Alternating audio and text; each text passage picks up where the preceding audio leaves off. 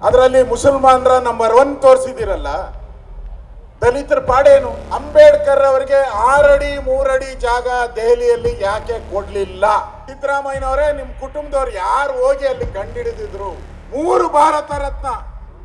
ಅಂಬೇಡ್ಕರ್ನ ದೇವರು, ನಮ್ಮ ಮನೆ ದೇವರು ಅಂತಿರಲ್ಲ, ಒಂದೇ ಒಂದು ಕೊಡ್ಲಿಲ್ಲಲ್ಲ, ಯಾಕೆ ಕೊಡ್ಲಿಲ್ಲ ಅಂತ ಹೇಳಿ. ನಿಪ್ಪಾಣಿಯಲ್ಲಿ ವಿಪಕ್ಷ ನಾಯಕ ಆರ್ ಅಶೋಕ್ ಭಾಷಣವನ್ನ ಮಾಡಿ ಕಾಂಗ್ರೆಸ್ನವರಿಗೆ 5 ಪ್ರಶ್ನೆಯನ್ನ ಕೇಳಿದ್ದಾರೆ.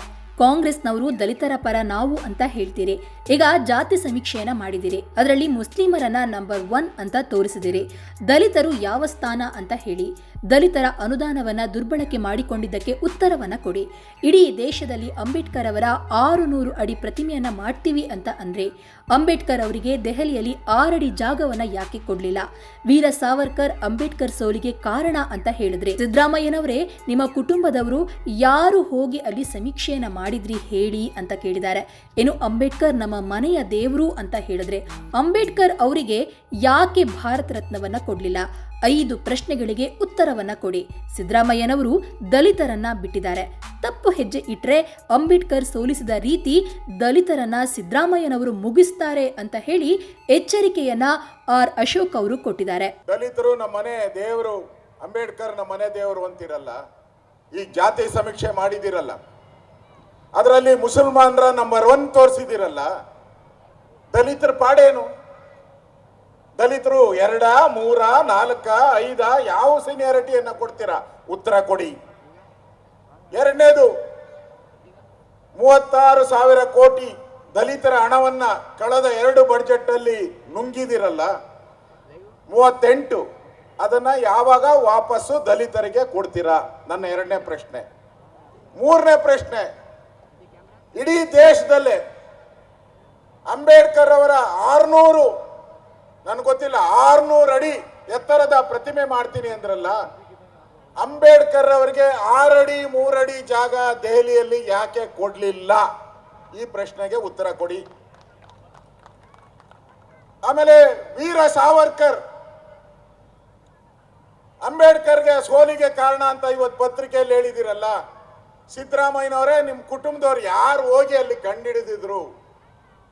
ಯಾರು ಸಮೀಕ್ಷೆ ಮಾಡಿದವರು ನಿಮ್ಮ ಕುಟುಂಬದವರು? ಇದಕ್ಕೆ ಉತ್ತರ ಕೊಡಿ. ನಿಮ್ಮ ಇಂದಿರಾ ಗಾಂಧಿ, ನೆಹರು, ರಾಜೀವ್ ಗಾಂಧಿ 3 ಭಾರತ ರತ್ನಗಳನ್ನ ಕೊಟ್ಟಿದ್ದೀರಾ. ನಾನು ಸರಿ ಇದ್ರೆ 3 ಭಾರತ ರತ್ನ.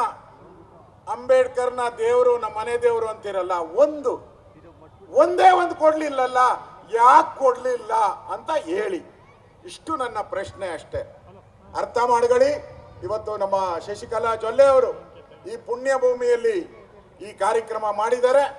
ಇದರ ಮುಖಾಂತರ ಏನು ಸಿದ್ದರಾಮಯ್ಯನವರು ಟೋಪಿ ಒಂದು ಹಾಕಿಲ್ಲ ಅಷ್ಟೇ, ಅವರ ದಲಿತರನ್ನ ಯಾವತ್ತೋ ಬಿಟ್ಬಿಟ್ಟಿದ್ದಾರೆ. ಅವರಿಗೆ ಮುಸಲ್ಮಾನರು ವೋಟ್ ಬಿಟ್ರೆ ಬೇರೆ ಯಾರ್ದು ಬೇಡ ಅಂತ ತೀರ್ಮಾನ ಮಾಡಿದ್ದಾರೆ. ಅದಕ್ಕೆ ಎಚ್ಚರಿಕೆ ಇರಲಿ. ತಪ್ಪೆಜ್ಜೆ ಇಟ್ರೆ ಯಾವ ರೀತಿ ಅಂಬೇಡ್ಕರ್ ಅನ್ನ ಸೋಲಿಸಿದ್ರು ಅದೇ ರೀತಿ ದಲಿತರನ್ನು ಕೂಡ ಸಿದ್ದರಾಮಯ್ಯ ಮುಗಿಸ್ತಾರೆ ಅನ್ನೋ ಮಾತನ್ನು ಹೇಳಿ ನನ್ನ ಮಾತು ಮುಗಿಸ್ತಾ ಇದ್ದೀನಿ. ಧನ್ಯವಾದಗಳು. ಇನ್ನು ಬೆಳಗಾವಿಯಲ್ಲಿ ವಿಪಕ್ಷ ನಾಯಕ ಆರ್ ಅಶೋಕ್ ಮಾತನಾಡಿದ್ದು, ಕಾಂಗ್ರೆಸ್ನವರು ಎಲ್ಲಾ ತೋರ್ಸೋದೆಲ್ಲ ತೋರ್ಸಾಗ್ಬಿಟ್ಟಿದೆ, ಇನ್ನೇನ್ ಬೆಲೆ ಏರಿಕೆ ಮಾಡಬೇಕು ಮಾಡಿದ್ದಾರೆ, ಕಸಾನು ಕೂಡ ಬಿಟ್ಟಿಲ್ಲ, ರಾಜ್ಯದ ಜನರನ್ನ ದರೋಡೆ ಮಾಡಿದ್ರಿ, ಗಾಳಿ ಒಂದನ್ನ ಬಿಟ್ಟಿದ್ದಾರೆ, ಅದಕ್ಕೂ ತೆರಿಗೆನ ಹಾಕ್ತಾರೆ, ಕಾಯ್ತಾ ಇರಿ. ಇನ್ನು ಬೆಳಗಾವಿಯಲ್ಲಿ ಗಾಂಧೀಜಿ ಸಮಾವೇಶವನ್ನ ಮಾಡಿದ್ರು, ಅಂಬೇಡ್ಕರ್ ಅವರಿಗೆ ಯಾಕೆ ಮಾಡ್ಲಿಲ್ಲ? ಬೆಳಗಾವಿಗೆ ಅಂಬೇಡ್ಕರ್ ಬಂದ್ ಹೋಗಿ 100 ವರ್ಷ ಆಯ್ತು, ಯಾಕೆ ಮಾಡ್ಲಿಲ್ಲ? ಕಾಂಗ್ರೆಸ್ನವರಿಗೆ ಬ್ರಿಟಿಷ್ನವರ ಇತಿಹಾಸ ಗೊತ್ತಿದೆ. ಕಾಂಗ್ರೆಸ್ನವರು ಪಾಕಿಸ್ತಾನ ಬಾಂಗ್ಲಾ ಒಡೆದಂತೆ ಮಾಡಿದ್ದಾರೆ. ದೇಶ ಒಡೆದವರಿಗೆ ಜಾತಿ ಒಡೆಯೋದು ದೊಡ್ಡದಲ್ಲ. ಹಿಂದೆ ಜಾತಿ ಒಡೆಯಲು ಹೋದಾಗ ಜನ ಇವರಿಗೆ ಮುಖಕ್ಕೆ ಮಂಗಳಾರತಿ ಮಾಡಿದ್ದಾರೆ.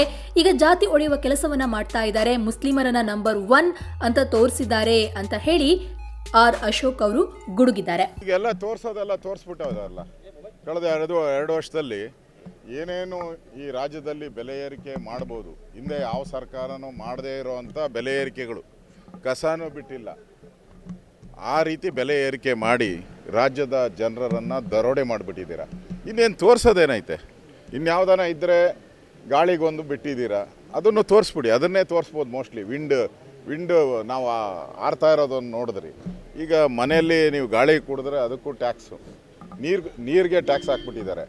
ಮನೆಯಿಂದ ಕಸಕ್ಕೆ ಟ್ಯಾಕ್ಸ್ ಹಾಕ್ಬಿಟ್ಟಿದ್ದಾರೆ, ಮನೆ ತೆರಿಗೆ ಹಾಕಿದ್ದಾರೆ, ಪೆಟ್ರೋಲ್ ಡೀಸೆಲ್ ಇವತ್ತು ಲಾರಿ ಸ್ಟ್ರೈಕ್ಗಳು ಮಾಡ್ತಾ ಇದ್ದಾರೆ ಡೀಸೆಲ್ ಏರಿಕೆ ಬಗ್ಗೆ. ಅದರಿಂದ ಇನ್ನೇನು ತೋರಿಸೋದೇನೂ ಇಲ್ಲ. ನೆನ್ನೆನೂ ಕೂಡ ಸಿದ್ದರಾಮಯ್ಯನವ್ರು ಹೇಳಿದ್ದಾರೆ, ಅಂಬೇಡ್ಕರ್ ಅವ್ರನ್ನ ಸೋಲಿಸಿದ್ದು ಸಾವರ್ಕರು. ಏನು ಸಿದ್ದರಾಮಯ್ಯನವ್ರ ವಂಶಜರೆಲ್ಲ ಹೋಗಿ ಮಹಾರಾಷ್ಟ್ರದಲ್ಲಿ ಚುನಾವಣೆ ವೀಕ್ಷಕರಾಗಿ ಹೋಗಿದ್ದಾರೆ ಇವರು. ಸಿದ್ದರಾಮಯ್ಯನವರು ಫ್ಯಾಮಿಲಿ ವೀಕ್ಷಕರಾಗಿ ಹೋಗಿದ್ರ? ಕ್ಯಾಂಡಿಡೇಟ್ ಹಾಕಿದವರು ಕಾಂಗ್ರೆಸ್ ಅವರು. ಚುನಾವಣೆ ಪ್ರಚಾರಕ್ಕೆ ಬಂದಿದ್ದು ನೆಹರು. ಬೈ ಎಲೆಕ್ಷನ್ಗೆ ಮಾನ ಮರ್ಯಾದೆ ಇದೆಯಾ ಅವರಿಗೆ, ಕಾಂಗ್ರೆಸ್ ಅವರಿಗೆ? ಬೈ ಎಲೆಕ್ಷನ್ಗೆ ಯಾರಾದರೂ ಪ್ರಧಾನಮಂತ್ರಿ ಬಂದು ಚುನಾವಣೆಯಲ್ಲಿ ಭಾಷಣ ಮಾಡೋಗ್ತಾರ? ನಾಚಿಕೆ ಆಗಬೇಕು ಇವ್ರಿಗೆ. ಸಾವರ್ಕರ್ ದೇಶ ಪ್ರೇಮಿ, ಯಾರು ಹಿಂದೂಗಳಿದ್ದಾರೋ ಅವ್ರಿಗೆಲ್ಲ ಸಪೋರ್ಟ್ ಮಾಡಿದ್ದಾರೆ. ಪಾಕಿಸ್ತಾನದವ್ರಿಗೆ ಸಪೋರ್ಟ್ ಮಾಡೋವಂಥದ್ದು, ISIನವ್ರಿಗೆ ಸಪೋರ್ಟ್ ಮಾಡೋವಂಥದ್ದು, KFD ಪಾಪ್ಯುಲರ್ ಫ್ರಂಟ್ ಕೇಸ್ ವಾಪಸ್ ತೆಗೆದವರು ಎಲ್ಲ ಇವರೇ ತಾನೆ. ಅದಕ್ಕೆ ನಾಚಿಕೆ ಆಗಬೇಕು. ಸಾವರ್ಕರ್ ಹೆಸರು ಹೇಳೋಕ್ಕೆ ಯೋಗ್ಯತೆ ಇಲ್ಲ. ಅಂಬೇಡ್ಕರನ್ನು ಸೋಲಿಸ್ಬಿಟ್ಟು ಯಾವಾಗ BJP ಈ ವಿಚಾರವನ್ನು ತೆಗೆದುಕೊಳ್ತು, ನಾವು ರಾಷ್ಟ್ರ ಮಟ್ಟದಲ್ಲಿ ರಾಜ್ಯ ಮಟ್ಟದಲ್ಲಿ ಅಂಬೇಡ್ಕರ್ ಅವರನ್ನು ಸೋಲಿಸೋದು ವಿಚಾರವನ್ನು ಪ್ರಧಾನಮಂತ್ರಿಗಳು, ನಮ್ಮ ರಾಜ್ಯದ ಅಧ್ಯಕ್ಷರು ವಿಜಯೇಂದ್ರ ಅವರು, ನಾವು ಎಲ್ಲ ಅದನ್ನು ವಿಧಾನಸಭೆಯಲ್ಲಿ ಮಾತಾಡಿದ್ರಿ. ನಾವಿಬ್ಬರೂ ವಿಧಾನಸಭೆಯಲ್ಲಿ ಮಾತಾಡಿದ್ವಿ. ಯಾವಾಗ ಇದು ಗೊತ್ತೇ ಇರಲಿಲ್ಲ ಇವ್ರಿಗೆ, ಅವ್ರ ತಲೆಯಲ್ಲೇ ಇರಲಿಲ್ಲ ಈ ವಿಚಾರವನ್ನು ತೆಗಿತಾರೆ ಅಂತ. ತೆಗೆದ ತಕ್ಷಣ ಅವ್ರಿಗೆ ಭಯ ಶುರು ಆಗ್ಬಿಡ್ತು ಅಂಥೇಳಿ. ಆವಾಗ ಸಾವರ್ಕರನ್ನು ಮುಂದಲೆಗೆ ತಂದಿದ್ದಾರೆ. ಎಲ್ಲಿದೆ ಅಂಬೇಡ್ಕರ್? ಅವರು ತಪ್ಪು ಹೇಳ್ತಾ ಇದ್ದಾರೆ. ಯಾರೋ ಅಂಬೇಡ್ಕರ್ ಏನು ಹೇಳಿದ್ದಾರೆ, ನನಗೆ ಯಾರೋ ಬಂದು ಈ ಥರ ಹೇಳಿದ್ರು ಅಂತ ಹೇಳಿದ್ದಾರೆ. ಅಂಬೇಡ್ಕರ್ ನಾನು ಸೋಲಿಸಿದ್ರು ಅಂತ ಯಾವ ಪುಸ್ತಕದಲ್ಲೂ ಬರೆದಿಲ್ಲ. ಈ ಥರ ಬಂದು ಹೇಳಿದ್ರು ಅಂತ. ಆದರೆ ಏಜೆಂಟ್ ಯಾರು? ಅಂಬೇಡ್ಕರ್ ಅವ್ರಿಗೆ ಏಜೆಂಟ್ ಯಾರು? ಅದು ಅವತ್ತಿನ ಜನಸಂಘದವರು ಅವ್ರಿಗೆ ಚುನಾವಣಾ ಏಜೆಂಟ್ ಆಗಿದೆ. ಅದರಿಂದ ಇವಾಗ ತಿರ್ಚುವಂಥ ಪ್ರಯತ್ನ ಮಾಡ್ತಾ ಇದ್ದಾರೆ. ಇವ್ರ ಯೋಗ್ಯತೆಗೆ ಇಲ್ಲಿ 100 ವರ್ಷ ಗಾಂಧೀಜಿದಾಯ್ತಲ್ಲ, ಅವಾಗ ಬಂದು ದೊಡ್ಡ ಸಮಾವೇಶ ಮಾಡಿದ್ರು, ಸರ್ಕಾರದ ಹಣವನ್ನು ಖರ್ಚು ಮಾಡಿದ್ರು. ಅಂಬೇಡ್ಕರ್ದು ಯಾಕೆ ಮಾಡೋಕ್ಕಾಗಿಲ್ಲ ಇವ್ರಿಗೆ? ಅಂಬೇಡ್ಕರ್ದು ಯಾಕೆ? ನರೇಂದ್ರ ಮೋದಿ ಬಂದ ಮೇಲೇ ಅಂಬೇಡ್ಕರ್ ಅವರ ಏನೇನು ಪವಿತ್ರ ಸ್ಥಳಗಳಿತ್ತು ಅದಕ್ಕೆ ಒಂದು ಗೌರವ ತರೋ ರೀತಿ ಮಾಡಿದ್ದಾರೆ.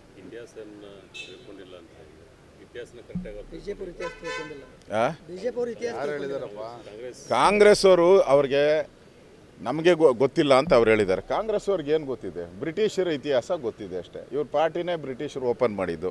ಅದಕ್ಕೆ ಬ್ರಿಟಿಷರ ಇತಿಹಾಸ, ಜಿನ್ನಾ ಇತಿಹಾಸ, ಆಮೇಲೆ ಅವ್ರಿಗೆ ಈ ISI ಆ ಥರದ ಸಂಸ್ಥೆಗಳಿದೆಯಲ್ಲ ಅವ್ರ ಇತಿಹಾಸ ಗೊತ್ತಿದೆ. ಭಾರತದ ಇತಿಹಾಸ ಅವ್ರಿಗೆ ಗೊತ್ತಿಲ್ಲ. ನಾವು ನರೇಂದ್ರ ಮೋದಿಯವರು ಬಂದ ಮೇಲೆ ಭಾರತದ ಇತಿಹಾಸ ಏನು, 370 ಆರ್ಟಿಕಲ್ ಅಂದ್ರೇನು, ಸಮಾನ ನಾಗರಿಕತೆ ಅಂದ್ರೇನು, ವಕ್ಫ್ ಬೋರ್ಡ್ ಅನ್ಯಾಯಗಳನ್ನು ಜನಗಳಿಗೆ ತಿಳಿಸುವಂಥದ್ದು ನಾವು ಮಾಡಿದ್ರಿ. ಕಾಂಗ್ರೆಸ್ ಅವರು ಏನಿದ್ರೂ ಪಾಕಿಸ್ತಾನ ಭಾರತ ಹೆಂಗೆ ಒಡೆಯೋದು ಅಂತ ಹೇಳ್ಕೊಟ್ಟಿದ್ದಾರೆ. ಬಾಂಗ್ಲಾದೇಶವನ್ನು ಭಾರತವನ್ನು ಒಡೆಯೋದು ಹೆಂಗೆ ಅಂತ ಹೇಳಿದ್ದಾರೆ. ಮುಸ್ಲಿಮರನ್ನು ಓಲೈಕೆ ಮಾಡೋದು ಅವರ ಇತಿಹಾಸ. ನಮ್ಮ ಇತಿಹಾಸ ಸಬ್ಕಾ ಸಾಥ್ ಸಬ್ಕಾ ವಿಕಾಸ್. ಅಧ್ಯಕ್ಷರಿಗೆ ಕೇಳಿ. ಅದೇ ಸರ್, ಈಗ ಒಂದು ಸೆಷನ್ದಲ್ಲಿ ಕೂಡ ಇದನ್ನ ಜಾತಿ ಗಣಿತದ ಏನು ವಿಚಾರ ಇದೆ ಅದನ್ನ ತಗೊಂಡು ಬರ್ಬೇಕನ್ನುವಂಥ ನಿಟ್ಟಿನಲ್ಲಿ ಕೂಗಿದೆ. ನೋಡಿ, ಈ ದೇಶನ ಒಡೆದವ್ರಿಗೆ ಜಾತಿ ಒಡೆಯೋದು ಬೇರೆನಾ? ವೀರಶೈವ ಲಿಂಗಾಯತ ಅಂತ ಹೋದ ಸರಿ ಮಾಡಿ ಏನು ಮಕ್ಕಕ್ಕೆ ಮಂಗಳಾರತಿ ಆಯಿತು. ಈ ಸರಿ ಇದು ಬಿಟ್ಟಿದ್ದಾರೆ. ಇದು ಮಕ್ಕಕ್ಕೆ ಮಂಗಳಾರತಿ ಇಲ್ಲ, ಇಡೀ ಕಾಂಗ್ರೆಸ್ಗೆ ಮಂಗಳಾರತಿ ಆಗ್ತೈತಿ. ಇದು ನೋಡಿ ಬರ್ತಾ ಈಗ ಸಮುದಾಯಗಳಲ್ಲಿ ಅವ್ರಿಗೆ ಮುಸ್ಲಿಮರನ್ನು ನೀವು ನಂಬರ್ 1 ಅಂತ ಮಾಡಿಬಿಟ್ಟಿದ್ದೀರಾ. ಈಗ ಅವರೇದು ಅಂದಮೇಲೆ ಅವ್ರಿಗೆ ಯಾಕೆ ಅಲ್ಪಸಂಖ್ಯಾತ ಸ್ಥಾನ ಕೊಡಬೇಕು? ನಂಬರ್ 1 ಆದಮೇಲೆ ತೆಗೆದಾಕಿ ಅಲ್ಪಸಂಖ್ಯಾತ ಸ್ಥಾನವನ್ನು. ಅವ್ರಿಗೆ ಯಾಕೆ ರಿಸರ್ವೇಷನ್ ಕೊಡಬೇಕು ನೀವು? ಅಂದರೆ ಮುಸ್ಲಿಮರ ಓಲೈಕೆ ಮಾಡುವಂಥದ್ದು ಪ್ರೂವ್ ಆಯ್ತಲ್ಲ ನಿಮ್ಮದು. ಅದರಿಂದ ಈ ಜಾತಿ ಗಣತಿ ಏನು ಬರ್ತಾ ಇದೆ, ಇದನ್ನು ಜಾತಿಗಳ ಅವ್ರಿಗೆ ಯಾವ್ಯಾವ ಜಾತಿ ಬೇಕೋ ಅದನ್ನು ಒಟ್ಟಾಗಿ ತೋರಿಸಿದ್ದಾರೆ. ಬೇಡದ ಇರೋ ಯಾವ್ಯಾವ ಜಾತಿಗಳಿದೆ ಅವನ್ನೆಲ್ಲ ಭಾಗ ಮಾಡಾಕ್ಬಿಟ್ಟಿದ್ದಾರೆ. ಲಿಂಗಾಯತರಲ್ಲೇ ಹಲವಾರು ಸಬ್ ಕ್ಯಾಸ್ಟ್ಗಳನ್ನು ನಿರ್ಮಾಣ ಮಾಡಿಬಿಟ್ಟಿದ್ದಾರೆ. ಸ್ವತಃ ನಿಜಲಿಂಗಪ್ಪ ಅವರು ಹೇಳಿದ್ರು. ಏನು ಹೇಳಿದ್ರು ಅವರು? ಯಾರು ಶಿವನನ್ನು ಪೂಜೆ ಮಾಡ್ತಾರೆ, ಯಾರು ಬಸವಣ್ಣನವರ ಆರಾಧಿಸ್ತಾರೆ ಅವರೆಲ್ಲ ಲಿಂಗಾಯತರು. ಇವರೆಲ್ಲ ತೆಗೆದಾಕ್ಬಿಟ್ರು. ಬಸವಣ್ಣನ್ನೇ ಬೇರೆ ಮಾಡಿಬಿಟ್ರು, ಲಿಂಗಾಯತರನ್ನೇ ಬೇರೆ ಬೇಡ್ತು, ರೆಡ್ಡಿ ಲಿಂಗಾಯತರೇ ಬೇರೆ, ಒಕ್ಕಲಿಗರಲ್ಲಿ ಕೂಡು ಒಕ್ಕಲಿಗರನ್ನೆಲ್ಲ ತೆಗೆದಾಕ್ಬಿಟ್ರು, ಸರ್ಪ ಒಕ್ಕಲಿಗರನ್ನು ತೆಗೆದಾಕ್ಬಿಟ್ರು, ಕುಂಚಿಟಿಗೆ ಒಕ್ಕಲಿಗಂತ ಎಲ್ಲ ತೆಗೆದಾಕಿದ್ದಾರೆ. ಅದರಿಂದ ಈ ಜಾತಿ ಏನಿದೆ ಇದು ಅವರ ಓಲೈಕೆ.